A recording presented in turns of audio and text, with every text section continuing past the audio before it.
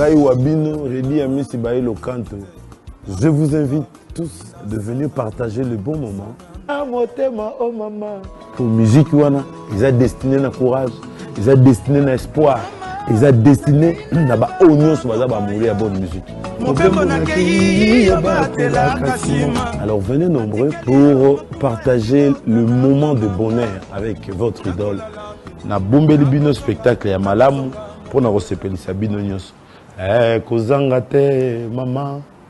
Ndeko na bino Redi Amisi akobetela bino concert VIP de nostalgie. Je parle de tout ce que je fais pendant plus de 30 ans. Bomengo atakala.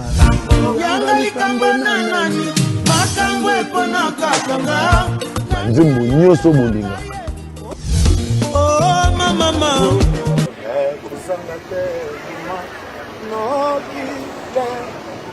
Suampete monene na kompani ya leta. Zina zina mwana ya mama. Mama ayo kai. Zina bana Luanda bana Ngula. Ndeko na bino Redi Amisi dimanche nous avons na akata Luanda.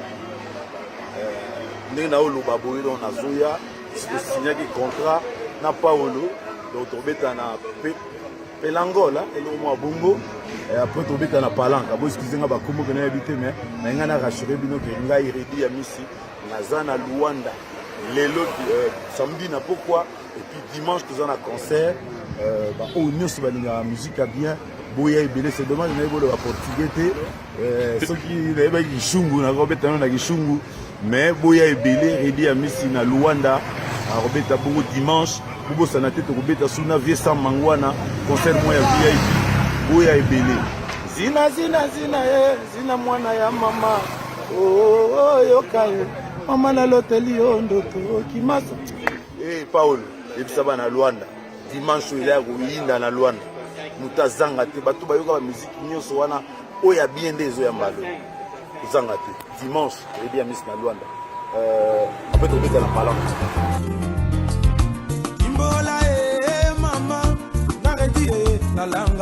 Ngai Wabino, Redi Amisi Bailo Kanto. Je vous invite tous de venir partager le bon moment. Ah, mon thème, oh maman.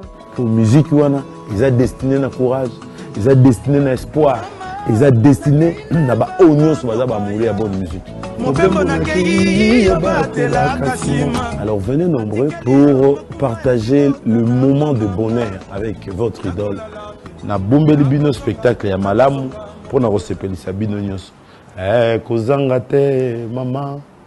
Ndeko na bino Redi Amisi akobetela bino concert VIP de nostalgie. Je parle de tout ce que je fais pendant plus de 30 ans. Bomengo atakala.